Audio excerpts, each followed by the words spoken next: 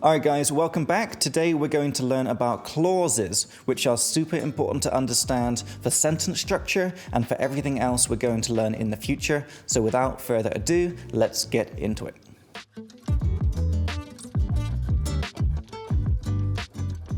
Alright guys, so a clause, which is a věta in Czech, is basically a mini sentence. So if we look at this example on the screen, I wanted a banana, so I bought one in a shop and it was delicious.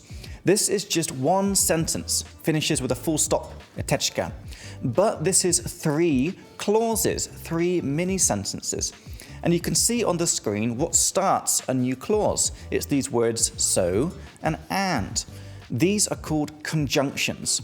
Conjunctions are just words that start new clauses. So it's words like so, and, or, but, or that, even when and where. All of these words start new clauses. So we can see in this sentence, I wanted a banana is the first clause. Then so starts the second clause. So I bought one in a shop. And starts the third clause. And it was delicious. Now, why this is important, guys, is because every time you start a new clause, all of the rules of English restart.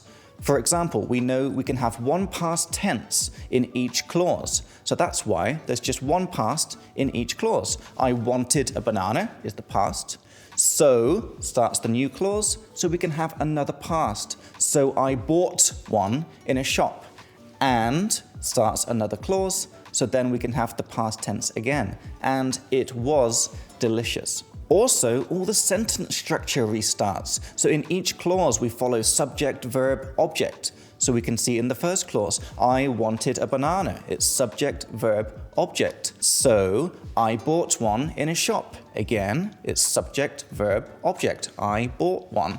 And it was delicious. So we have the and, starts a new clause, and then we have the same sentence structure again. It was delicious. Subject, verb, adjective in this case. Just one small point, guys, is also commas, čárky. They also start new clauses. So whenever you have a comma, all the rules start again. You can have another past tense and the sentence structure starts again. All right, guys, so let's look at some more examples. The first one, I think that you are nice. So this is two clauses. First clause, I think, then the conjunction that, and then the second clause, you are nice. Pretty easy one. Second example, I don't know when he is coming.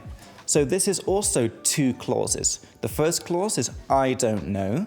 Then we have the conjunction when. So it's very important to know that question words like when and why and where can also act as conjunctions. I don't know when, and then we start the second clause. He is coming. Starting our sentence structure again with the subject he, then the verb is coming. I don't know when he is coming. And last example, guys, I think he is a really nice guy.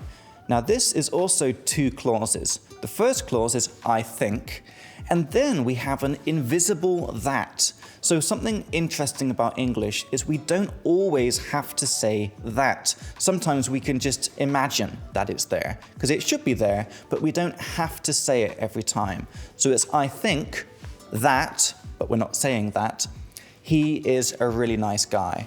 I think he is a really nice guy. So it's still two clauses, but just remember, we don't always have to say that. All right, guys, so let's do a little bit of practice. Tell me, how many clauses are in the following sentences? First one, I failed my English test because I didn't study enough. So how many clauses is this?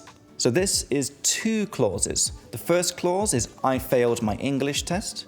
Then we have the conjunction because, and then we have the second clause, I didn't study enough. And just pay attention, guys, how each clause has one past tense. I failed my English test, failed, it's one past, because I didn't study enough. Didn't is the past. So we can have one past tense per clause. All right, second one, guys. I hope he is okay. How many clauses is this?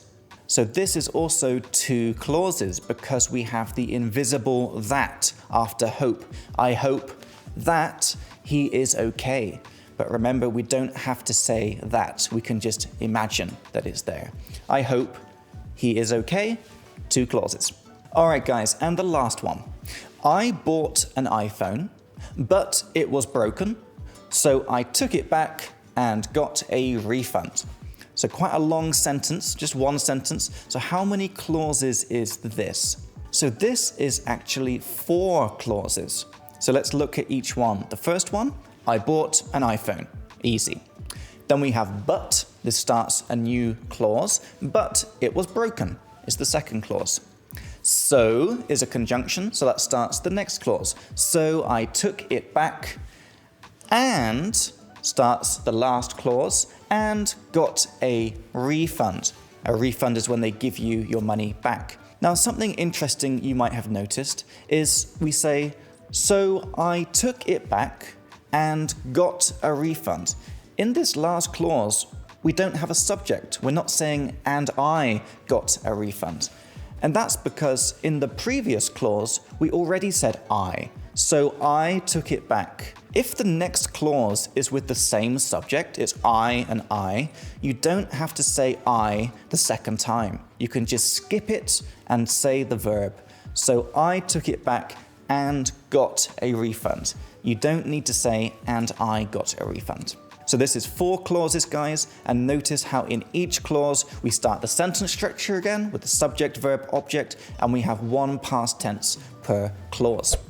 All right, guys, I hope that made sense. If you want to learn more English with us, you can subscribe so you don't miss out on future videos. And you can also check out the Speak Like Me app, which has all the words I think you probably don't know, but definitely should know. And you can listen to the Speak Like Me podcast to learn some advanced words and phrases through some funny conversations. And you can also download our brand new Essential English leaflet, which has a clear, organized summary of all the rules of English, and you can get that at the link in the description. Thanks so much for watching, guys, and I'll see you in the next one.